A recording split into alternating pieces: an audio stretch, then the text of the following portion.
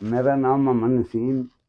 मैं सालिया बाग लाया जी। सबका समानी बाग साहब के रहने वाले हाँ। असेंगी 40 साल हो गए डडियाल च रहने।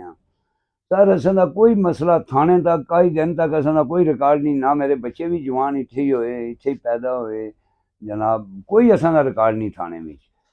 ये औरत दा भैन भाई भरजाई ते मतलब इसकी भैन ते भनीजा वो आए माड़े कोल आखन लगे एह् मसला है। मैं कहा नहीं कागज दसो मिगी।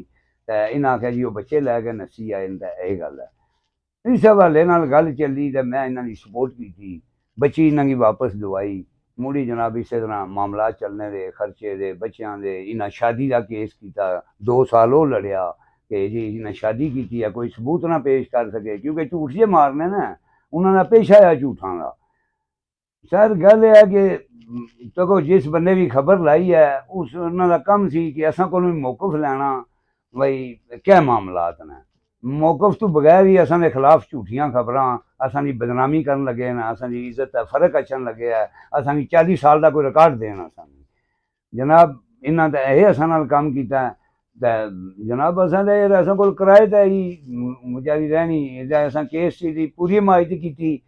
असल सब तो ज्यादा उन्होंने हूँ ये तकलीफ है जरा 7,06,000 रुपये की डिग्री हुई वो जनाब इन्हें जमा नहीं कराया तो वो जनाब इन्होंने गिरफ्तारी वारंट जारी हो गए जो सब तो मेन मसला है। यह चक्कर है असल जनाब। होर तो ऐसा कोई मसला नहीं। वो मिगी खरीदने की भी कोशिश करने रहे भी तू पैसे लै लै तो इन्हें कड्डी चल। मैं क्या जी बच्चियां ने ऐसे मैं इन्हें किस तरह कड्डा। माड़े उत्थे पोतियां पोते सारे रहने न ते माड़े बच्चे भी रहने न, बच्ची भी है। ते बिला वजह इल्जाम लाई रहे ने। पलंदरी तो पुलिस आंदी इतों पुलिस खड़ने दे बिला वजह एवं असांगी मिसाल तो तंग करने मारे कि इतों इसी कड्डी चलो। होर तो सर ऐसा कोई मसला नहीं। उन्होंने कम सी खबर चलो असा कोई पुछी गया असा को भी बई क्या मामलात ने क्या नहीं। उन्होंने सारा झूठ का फ्रॉड वो तो इसी जबानी की गल है कि इन्हों सारा गंदा करदार सी। असेंगी तो सर नहीं पता। असा तो देखो असा इत्थे रहने असा तो उन्होंने लिया तो यही कोई नहीं। वो असा के खिलाफ केड़ी गल दियां खबरां लवाने।